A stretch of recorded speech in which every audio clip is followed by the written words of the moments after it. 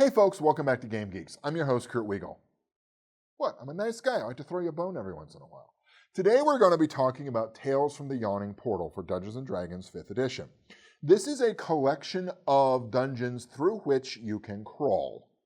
Meaning, this is not a complete campaign like Wizards has been publishing for their support for the 5th edition line. This is, honestly, it's a group of dungeons, some of which harken all the way back to 1st edition, some of which go to 3rd. None of these are new for 5th. These are all retreads of older adventures. That's not necessarily a bad thing. I'm simply stating it as a fact.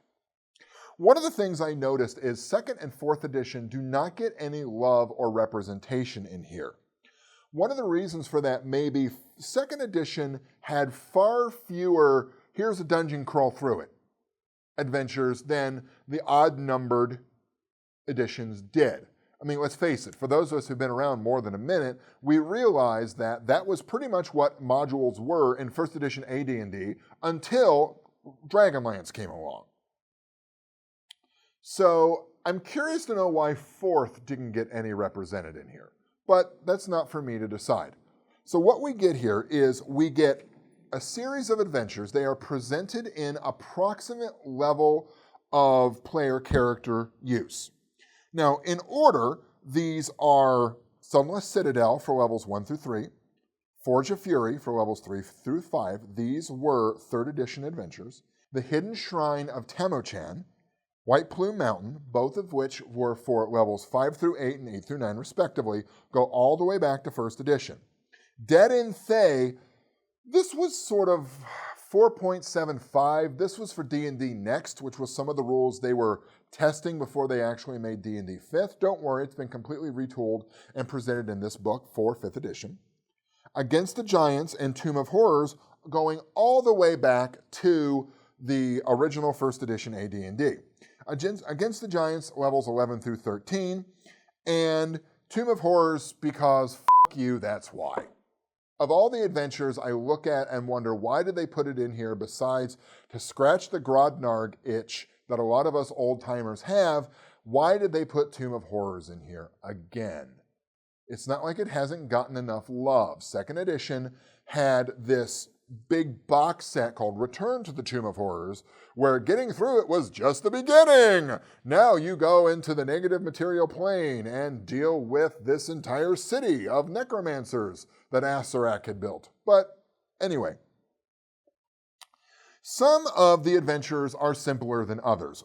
For those of us who remember these sorts of things, the 1st edition D&D, the 1st edition adventures in here sort of retain some of the WTF factor that the Gygaxian adventures had.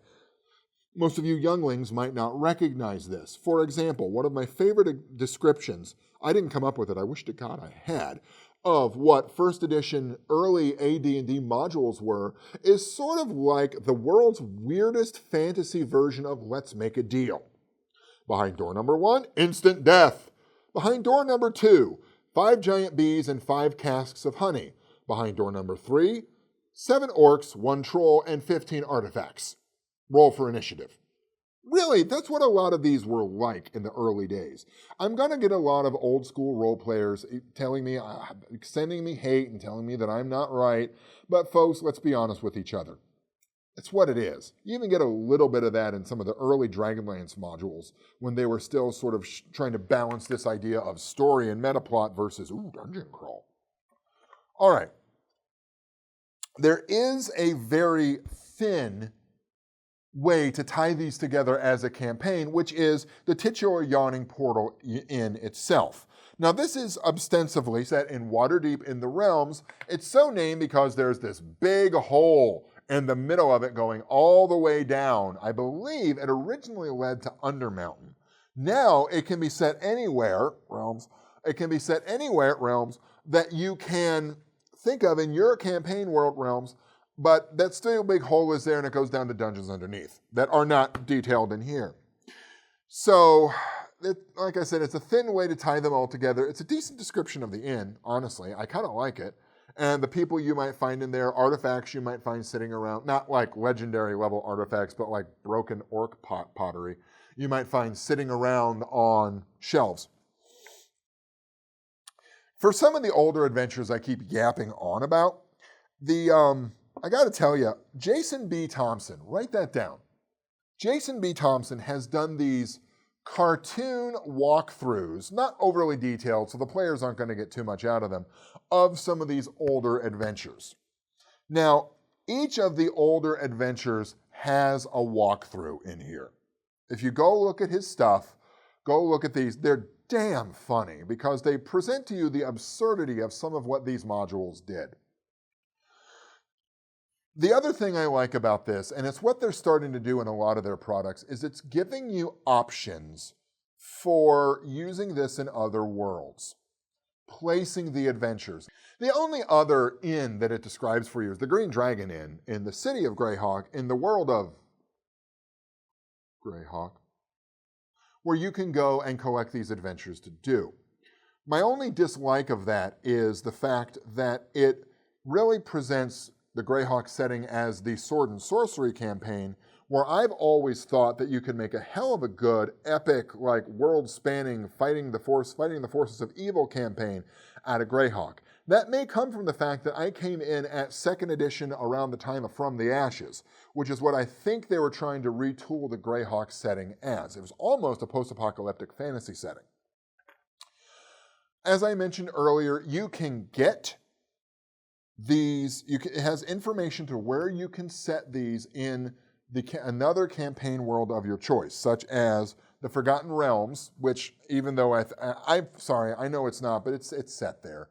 Grayhawk, Krynn, and Eberron. One of these days, I really hope, I know a lot of us hope, I hope they give my favorite published campaign setting some love, because there are folks out there who still love Mystara, who still love Spelljammer, Planescape, Dark Sun, Al-Qadim, Maztica. Yes, I'm aware both of those got retconned into the realms. And my personal favorite, Birthright. But again, if you look at all those campaign settings TSR was supporting at one point, you might ask yourself, is that why they collapsed? And the answer to that is probably yes.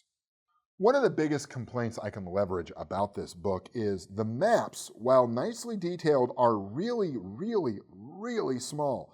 Dead and Thay, I'm looking right at you for this. We're going to focus in on this page on Dead and Thay and give you the entire page view. I'm 45.